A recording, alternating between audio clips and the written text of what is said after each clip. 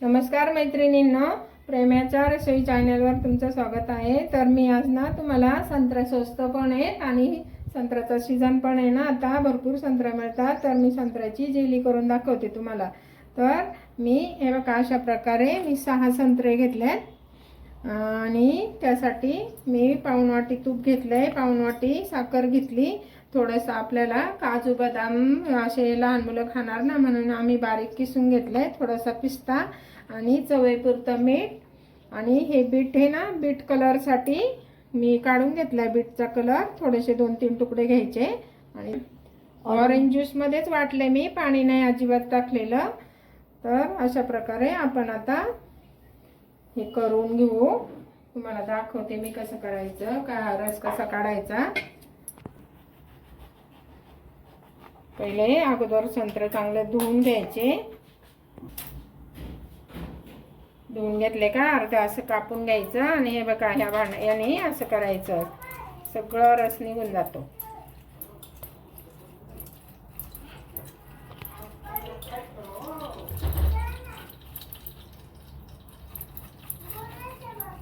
हे बघा काहीच राहत नाही त्यामध्ये। आता मी दुसरे पण करून दाखवते तुम्हाला।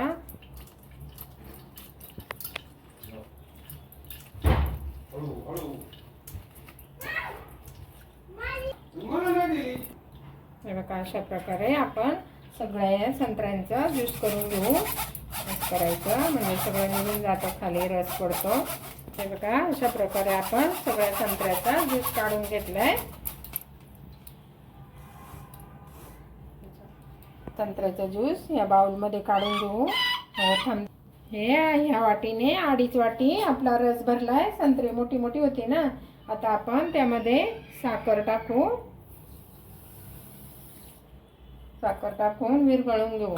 आपण आता साखर अशी चांगली विरघळून घेऊ। हे बघा आपली साखर विरघळली। मला कॉर्नफ्लॉवर सांगायची विसरले होते, तर आपण अर्धी वाटी कॉर्नफ्लॉवर टाकू। थोडं थोडं करून टाकायचं, असं मिक्स करून घ्यायचं।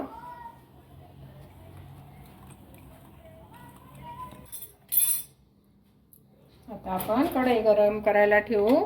आपली कढई गरम झाली, आपलं हे पण मिक्स झालंय छान। आता आपण हे ओतून घेऊ।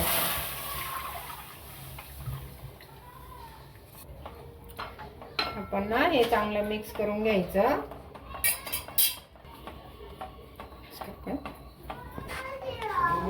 आपण आहे ना कलर साठी आम्ही कलर नाही घालत, मी बीट हे केलंय, ऑरेंज मध्येच वाटले, ऑरेंज ज्यूस मध्येच मी बीटचे तुकडे वाटले आणि आपण आता ते मिक्स केले।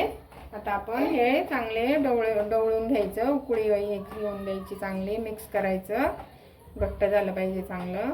हे बघा असं एक चमचा, एका उकळीला 1 चमचा तूप टाकायचं। असं एकदम तूप नाही ओतायचं, असं थोडं थोडं घेऊन छान ओतायचं, असं करायचं। थोडी उकळी आली का परत त्यामध्ये बघा असं छान घट्ट व्हायला आलंय आता।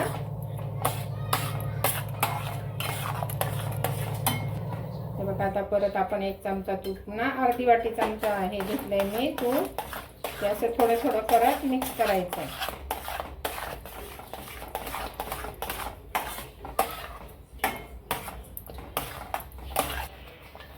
हे बघा आपण ना चवीपुरतं असं चिमूटभर, कोणत्याही गोडाच्या पदार्थात चवीपुरतं मीठ टाकायचं, चिमूटभर मीठ टाकलं। आता परत एकदा हलवून घेऊ। आता परत आपण अजून 1 चमचा तूप घालू। तूप सुटायला लागेपर्यंत तूप घालत राहायचं। तूप असं साईडने सुटायला लागलं का मग बंद करायचं, मग आपली जेली तयार होईल।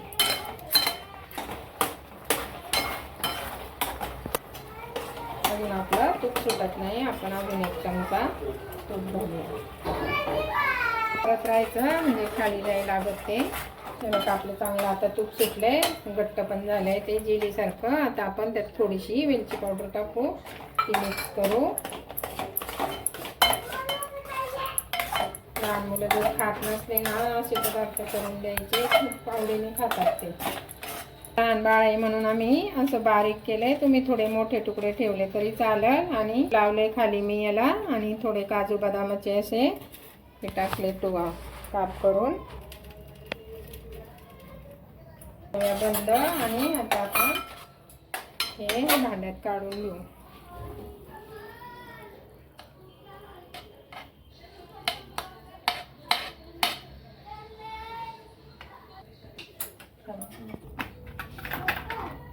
हे असं मिक्स करून घ्यायचं.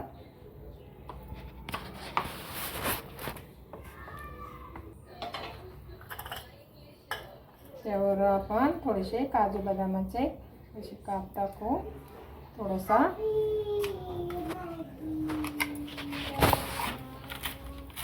थोडासा पिस्ता टाकू असं.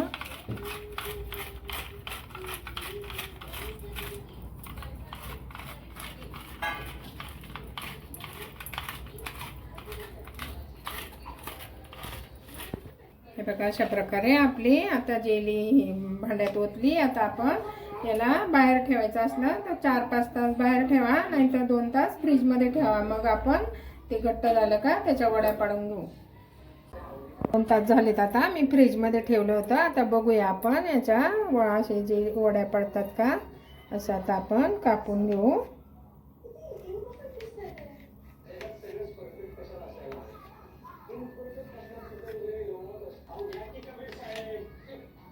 लहान मुलांसाठी चांगलं पौष्टिक हे वड्या तयार होतात.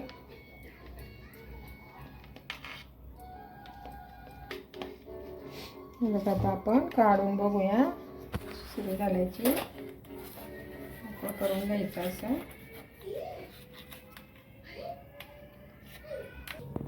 हे बघा किती छान झाली, अशी फुलफुलीत कुलकुलीत झाली चांगली. हे बघा, अशा प्रकारे आपली जेली बर्फी तयार झाली. मला आवडली तर लाईक करा, शेअर करा, सबस्क्राईब करा. व्हिडिओ पूर्ण बघत जा, फॉलो करा. Bye bye.